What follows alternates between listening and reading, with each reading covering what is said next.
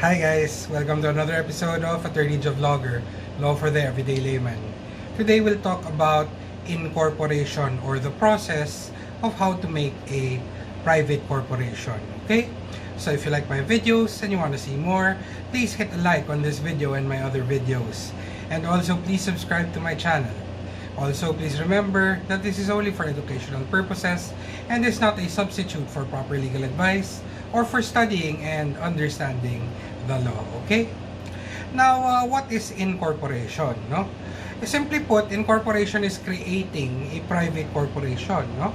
And it is the performance of conditions, acts, deeds, and writings by the incorporators and the official acts, certification, or records which give the corporation its existence.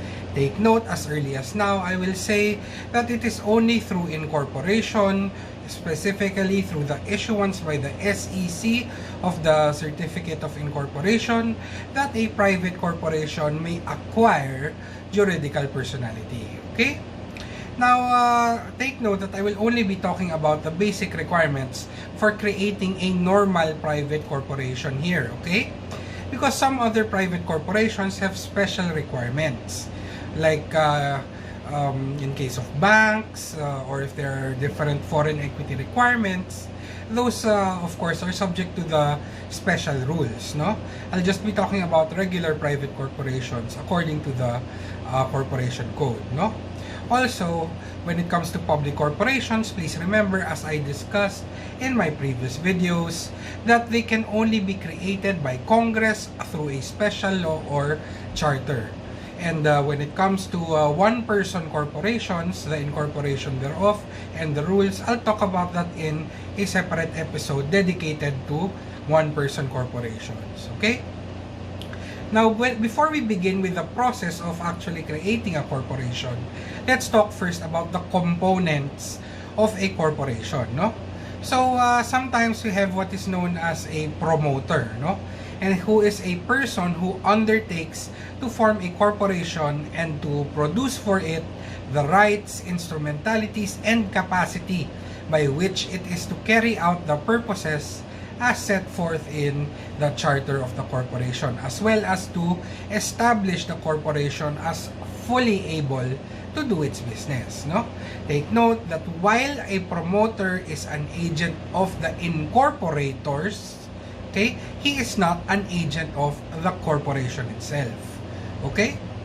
Another component of a corporation would be the corporators. No in just corporators, or those who normally compose a corporation, whether as stockholders for a stock corporation or as members in a non-stock corporation. And also we have the incorporators, no, the ones who create the corporation. They are mentioned in the Articles of Incorporation as originally forming and composing the corporation, having signed the Articles of Incorporation and acknowledged the same before a notary public. Okay? Now, these incorporators have no powers beyond those which are vested in them by the Articles of Incorporation, okay? And there can be only one set of incorporators, who?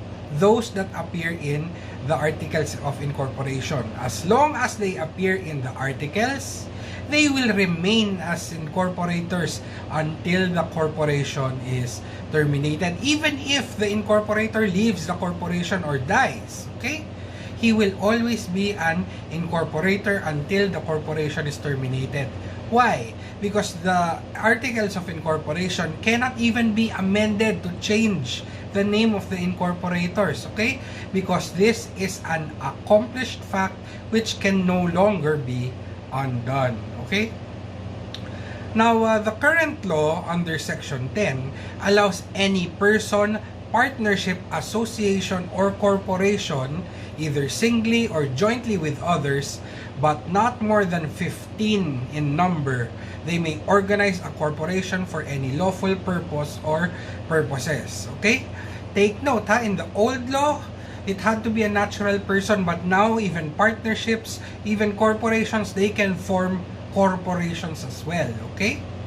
Take note that natural persons who are licensed to practice a profession, like lawyers or accountants, and partnerships or associations organized for the purpose of practicing a profession, they will not be allowed to organize as a corporation unless otherwise provided under special laws. So the only time that they can form a corporation is if there is a special law which allows them to create a corporation.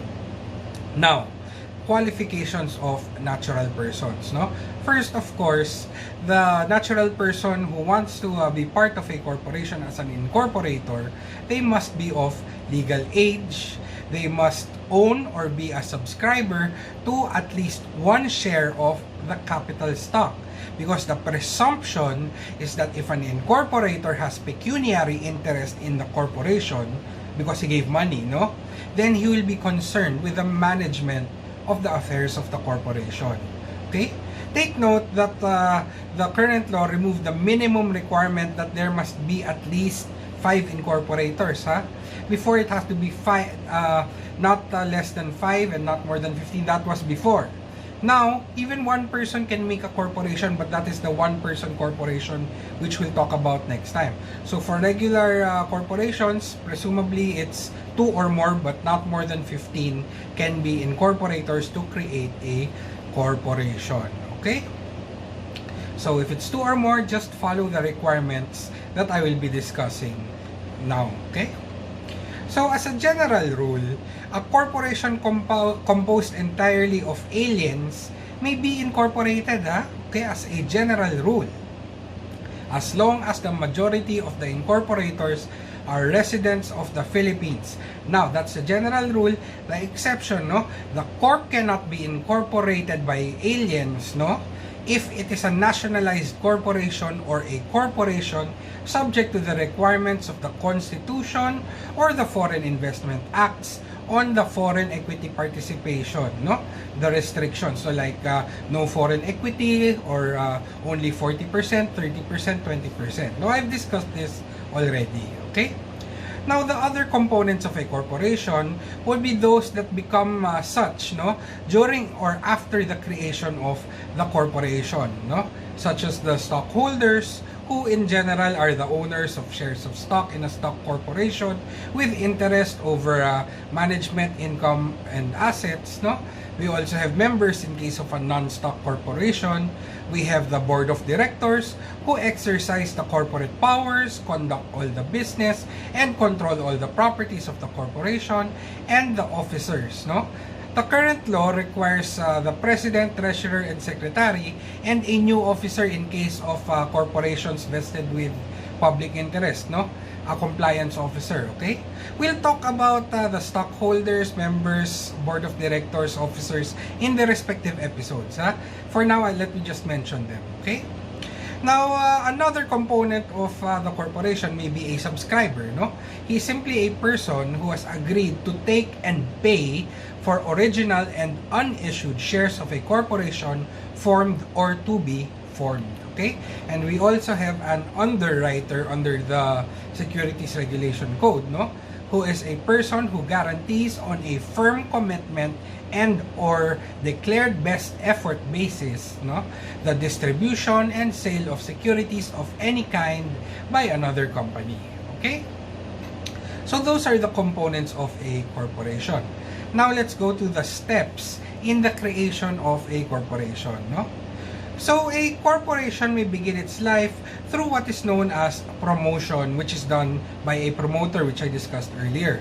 But promotion is not a formal part of the organization of a corporation because it occurs outside the corporate form and therefore independent of the corporation, no?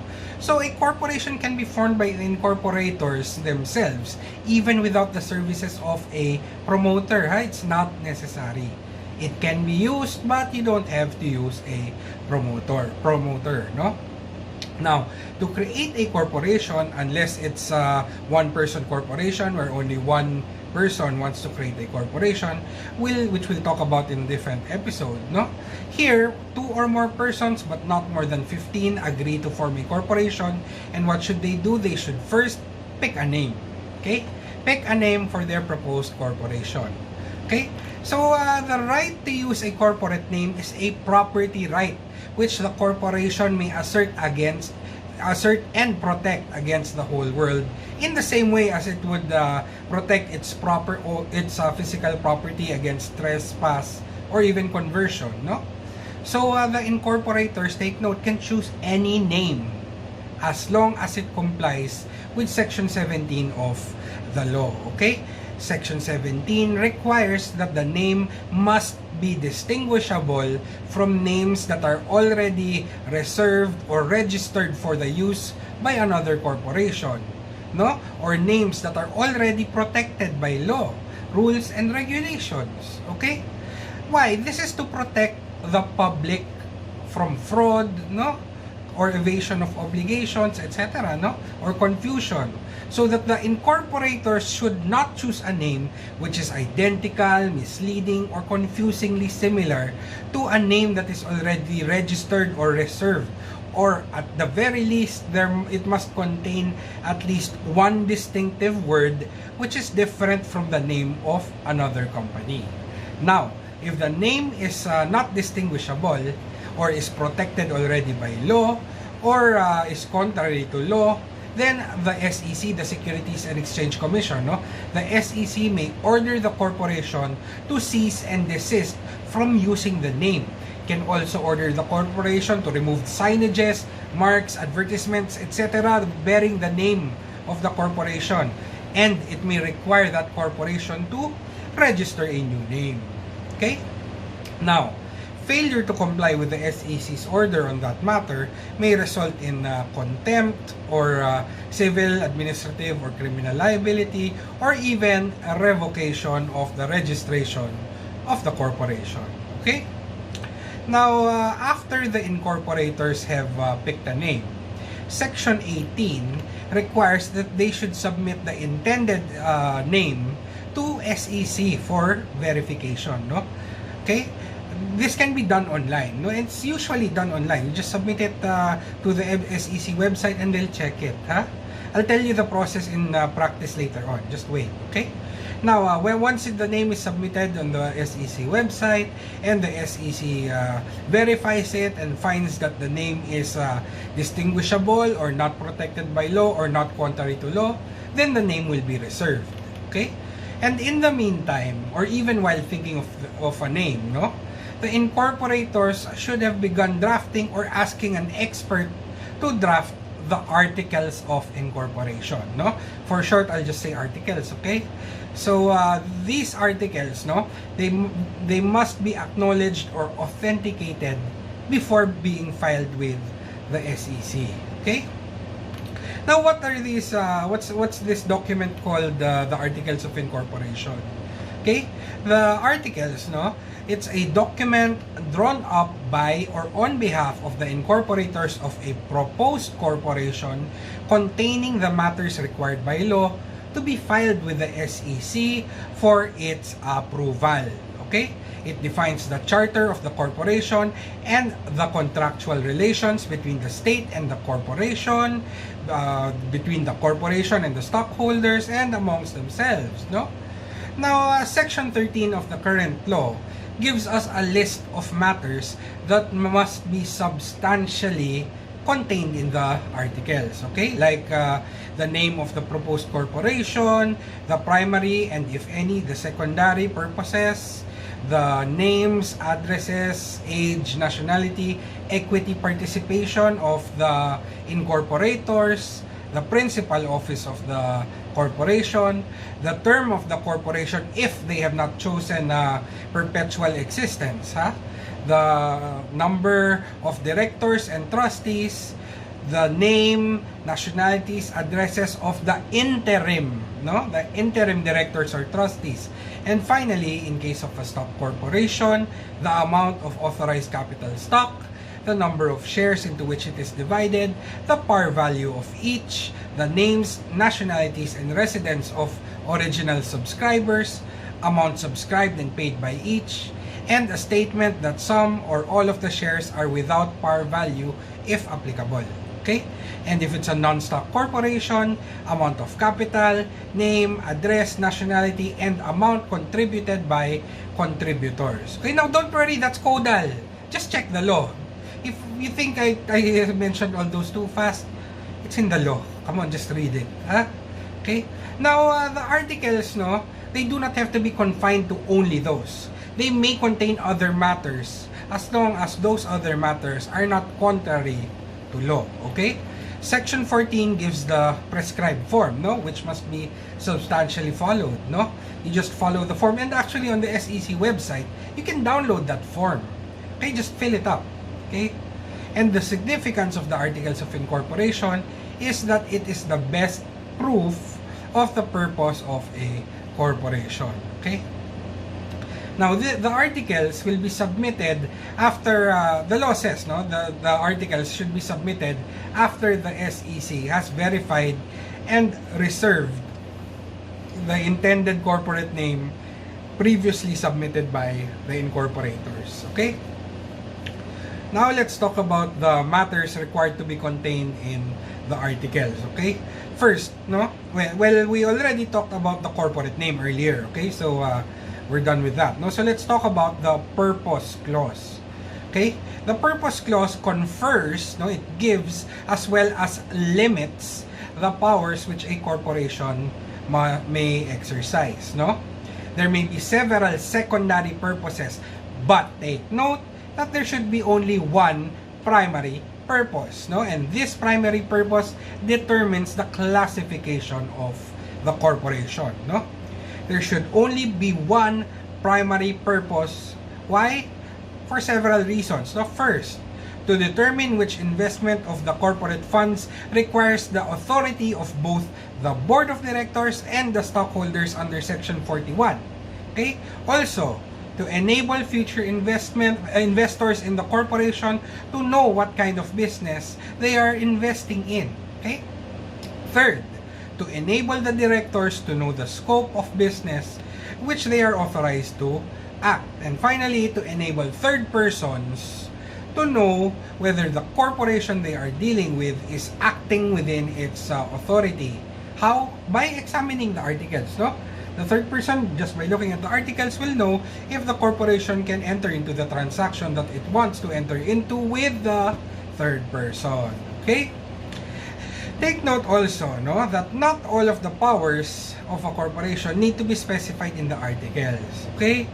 Because why? Remember, a corporation may exercise implied and incidental powers. Okay? Now, let's move on. Another matter that must be in the articles would be the principal office, no?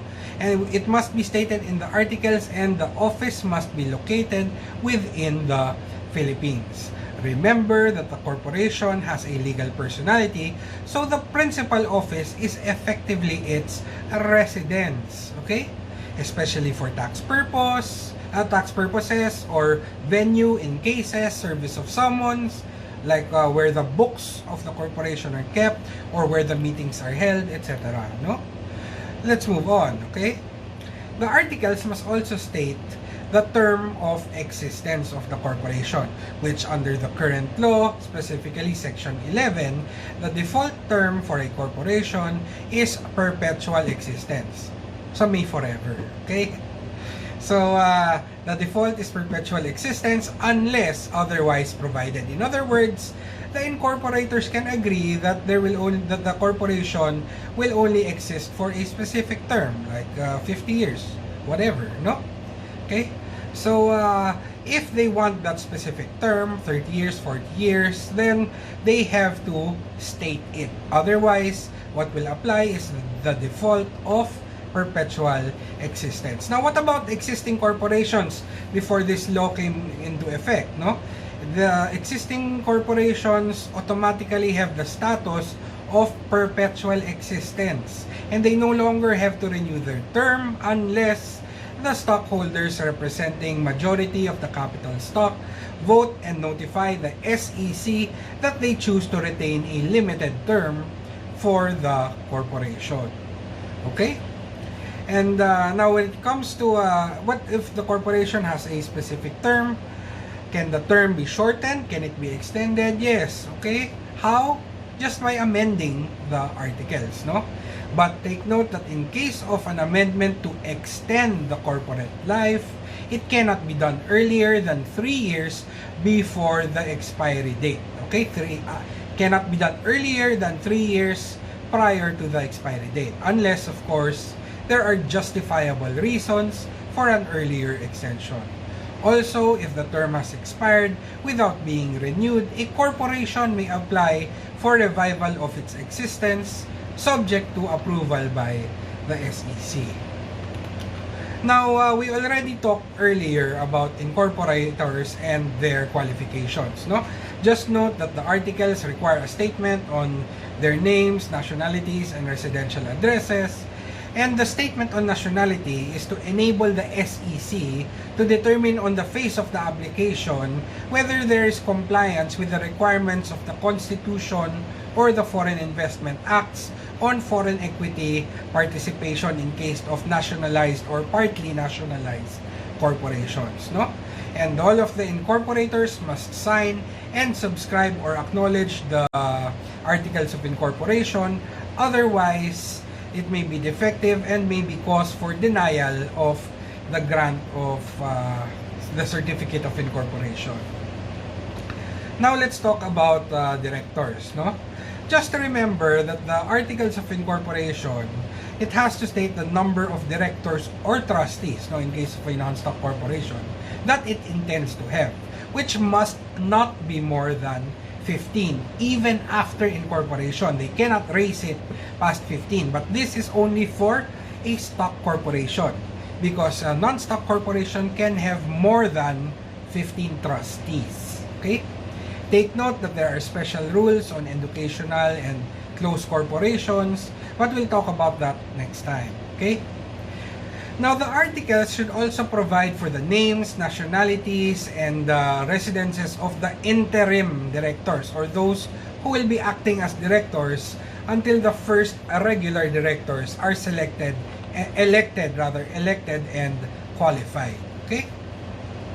Now, let's talk about the capitalization requirements in a stock corporation. Okay? Because if what is being incorporated is a non-stock corporation, it's easy, no? Just state the amount of capital or money contributed or donated by the contributors, the names, nationalities, and the residences of the contributors, and the amount contributed by each, no? But it's different in a stock corporation. There's more that we need to know. And let's begin by defining a few concepts, no? First, we have capital. This includes properties and assets of the corporation that are used for its business or operation, including surplus and undivided profits. Okay? And we also have par value shares, no? Or those where the subscription or issue value of the share is fixed by the articles, at which amount all such shares are issued by the corporation. May value nakasulat sa articles, yun lang yung value niya. Okay? What about no par value shares? Okay?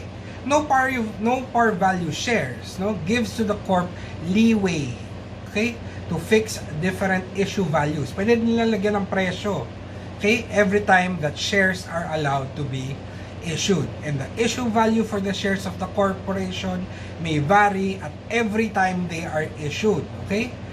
Now, when it comes to no par value shares, they shall be deemed fully paid and non-assessable when first issued. They must be issued for a consideration of at least 5 pesos. And the entire consideration received by the corporation for its no par value shares shall be treated as capital and shall not be available as for distribution as dividends. Okay? I'll talk more about par value and no par value shares on my episode on the different kinds of shares. Okay? Now we have authorized capital stock, no? When we talk about authorized capital stock, it applies to the capital stock of a par value stock corporation. On the other hand, we have stated capital. And stated capital applies to a no par value stock corporation. Okay? So what's authorized capital stock? That is the amount fixed in the articles, divided into shares of stock, and made available for subscription or to be subscribed and paid by the stockholders. Okay?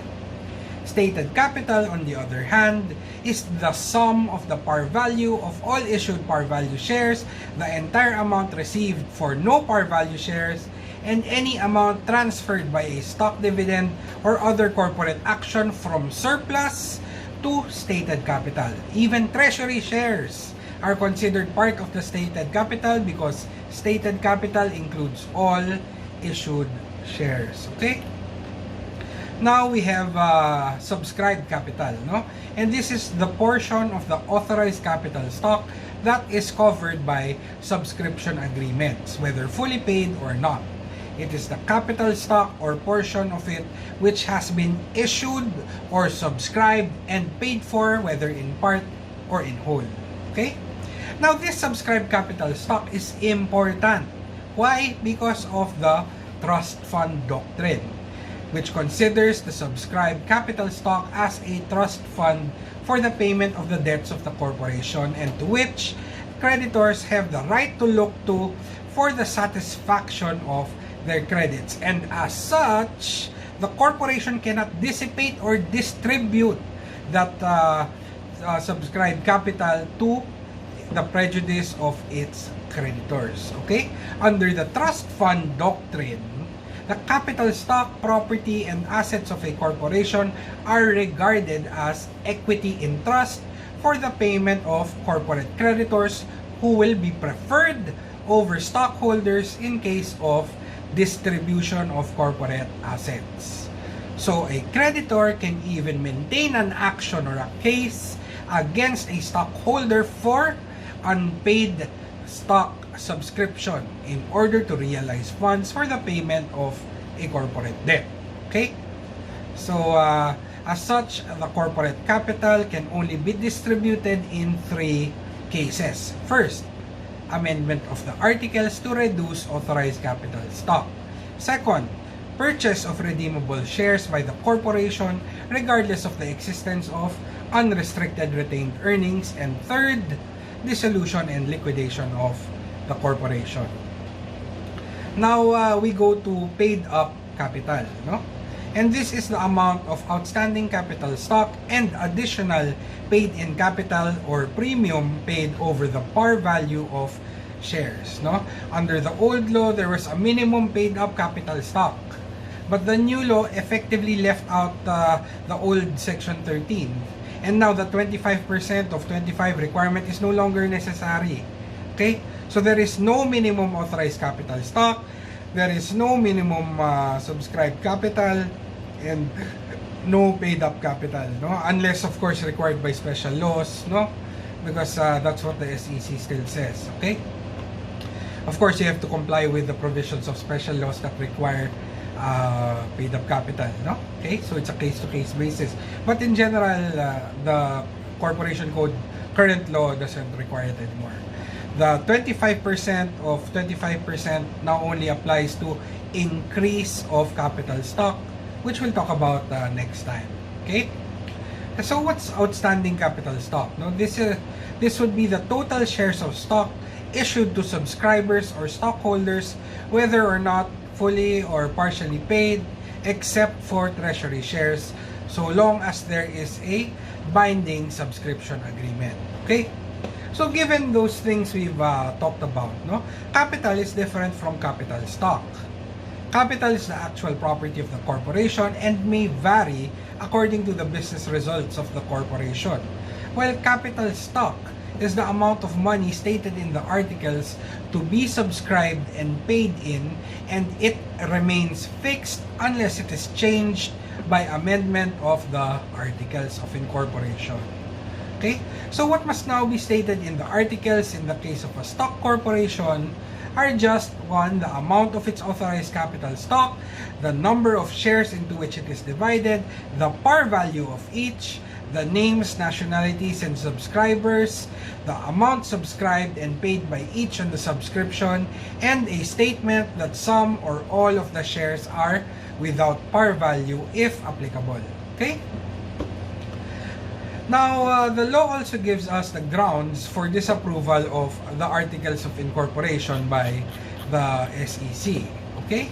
And the SEC may deny the articles if for the following grounds. So, one, the articles are not substantially in accordance with the prescribed form, no? And again, that form is downloadable on the website of the SEC. Second, if the purpose or purposes of the corporation are patently unconstitutional, illegal, immoral, or contrary to government rules and regulations. Third, the certification concerning the amount of capital stock subscribed and or paid is false. And fourth, the required percentage of Filipino ownership of the capital stock under existing laws or the Constitution has not been complied with. Okay? Now, if the articles is disapproved by the SEC, no, the SEC shall, take note, shall give the incorporators, directors, trustees, or officers a reasonable time to modify the objectionable portions. Also, take note that when what is being incorporated is a bank, quasi-bank, pre-need, insurance, trust company, or pawn shop, or other financial intermediary, no? The articles must be accompanied by a favorable recommendation of the appropriate government agency that the articles of incorporation is in accordance with law. Okay? Now, in case the articles will be amended, no? This can be done by a majority vote of the board and the vote or written assent of 2/3 of the stockholders representing the outstanding capital stock. Okay? Of course, the articles, if amended, must still contain the matters required by law, and the amendments must be indicated by underlining the changes made with a copy duly certified under oath by the corporate secretary and majority of directors, with a statement that the amendments duly approved by required vote of the stockholders, no, that the amendments were duly approved by the required vote of the stockholders. Then they submit that to the SEC. Okay? Now, the amendments, they take effect upon the approval of the SEC, or if the SEC does not act on that application within 6 months from filing, then it takes effect, the amendments take effect as of the date of filing. Okay? So that's it for the Articles of Incorporation, no? Which must be filed with the SEC along with any other documents that they may ask for, no? Take note that in the prescribed form in Section 14, there is no longer a need for the treasurer's affidavit like in the old law, or an undertaking for a change of name, because these are already incorporated as clauses in the form, no, the prescribed form. Okay, so you just insert the treasurer's name. Okay. Now, with regard to bylaws, no, while we'll talk about bylaws per se in a separate episode, no, there are I'll just define bylaws for you, no, quickly. Bylaws are simply the rules of the corporation for its internal governance. No, they contain the rights and duties of the stockholders to the corporation and vice versa, no, as well as the rules that will govern them amongst themselves. Now, these bylaws, okay, may be adopted and filed with the SEC after incorporation, but the law also allows the incorporators to file the bylaws together with the articles during the application for incorporation. And this is a wiser move, no? Isabay mo na. Submit mo na lahat. Okay? And actually, in practice, the SEC asks for both the articles and bylaws to be submitted when you're applying, no? In case the bylaws are filed together with the articles, of course, the bylaws must also be approved and acknowledged and signed by the incorporators, no? The bylaws will become effective only upon issuance of the SEC of a certification that the bylaws are in accordance with the revised corporation code. Okay? Now, the old law, no? The old law required the bylaws to be filed within a certain time, no? I won't say it now so you won't be confused. Okay? But it seems that in the current law, that period within which to file is no longer present, no? So it may have been deleted, okay? But in actual practice, as I said earlier, the SEC usually requires that the bylaws be filed together with the articles of incorporation, which again, it's a wiser move. So you won't have any more problems, no? Okay? Especially in the case of online applications, just upload both at the same time. Again, if you want, the SEC website gives you downloadable forms for both the articles and the bylaws, no? Just download them, fill them up, and you're good to go to apply. And also in actual practice, no, you can apply with the SEC for incorporation online. Consistent with the law, first you submit the proposed corporate name, and then you have it verified, and if there is a problem, you can appeal, okay? But if there is no problem, then there will just be a series of correspondence between the applicant and the SEC on certain matters like the nature of the industry, etc. Okay? And after the correspondence, the SEC will ask you to upload the articles and the bylaws. If the articles and bylaws are approved, the SEC will send a payment assessment form, no? And you just have to pay that. And usually the amount you pay is based on the authorized capital stock. And as of the time of this video, and as far as I'm aware, the SEC website has a function where you can calculate how much you will pay. Okay? Then after 10 days, 7 to 10 days from payment, if there is no problem, the SEC will now issue a certificate of registration. Okay? After that, since you're in the SEC building, go up to the second floor and get a stock and transfer book, and then have it stamped received, no? Okay, and then you can start fixing the requirements now for the LGU, because you have to get your business permits from the LGU as well within the area of the principal office of the corporation. You also apply for the requirements of the law for BIR, SSS, Pag-ibig, and PhilHealth, okay? The SEC process, the incorporation process per se, can take a minimum of around 1 month, no? Especially after they transferred from EDSA to Manila, no? PICC, no? And unless there are problems, no, it will usually just take 1 month or not that long, okay? Of course, if there are a lot of requirements, it can take longer. And of course, when it comes to the LGU and other requirements like BIR, SSS, of course, that entails additional time. And just take note, and this is very important, that under Section 18, a private corporation organized under the Revised Corporation Code, okay, commences its corporate existence and juridical personality from the date that the SEC issues the Certificate of Incorporation. Okay, and thereafter, the incorporators, stockholders or members, and their successors shall constitute a body corporate under the name stated in the articles for the period of time mentioned therein, unless said period is extended or the corporation is sooner dissolved in accordance with law. In short, the corporation only begins to exist from the moment of issuance of the Certificate of Incorporation by the SEC. Okay?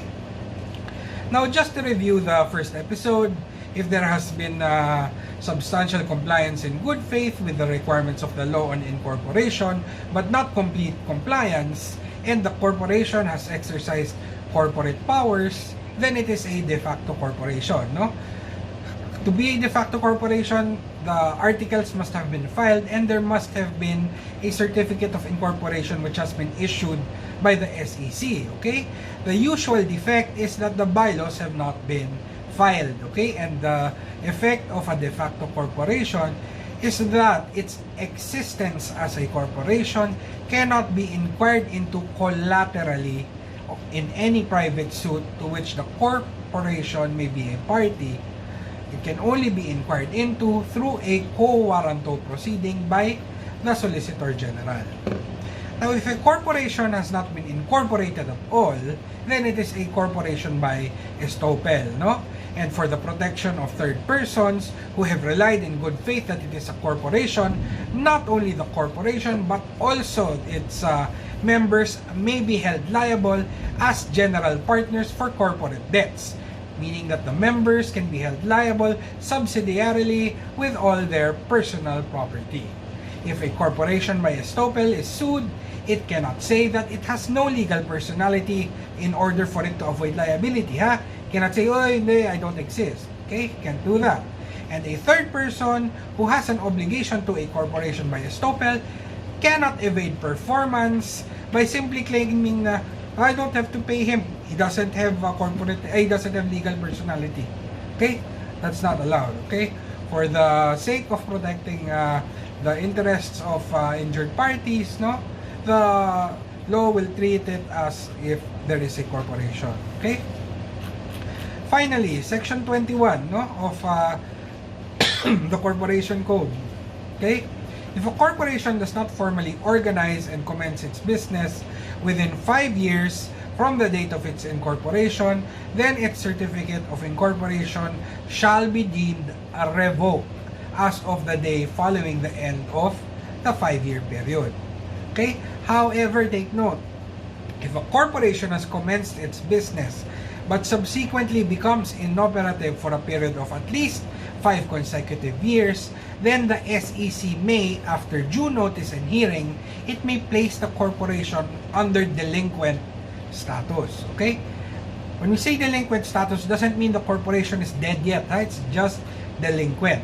And the delinquent corporation will have a period of 2 years to resume operations and comply with all the requirements that the SEC may prescribe. Okay? If it complies, then the SEC will issue an order to lift the delinquent status. But if it fails, if the corporation fails to comply and to resume operations within the period given by the SEC, then the SEC can now revoke the certificate of incorporation of the corporation, and the corporation will cease to exist as a legal entity. Okay? Now, in this case, the SEC should also give reasonable notice to and coordinate with the appropriate regulatory agency before it suspends or revokes the certificate of incorporation of companies which are under their special regulatory jurisdiction. Okay? So that's it for incorporation of private corporations. I gave you the process in reality or practice as well. Okay? So I hope you may have picked up a thing or two, and I hope to see you next time, guys. Okay? See you soon. Bye.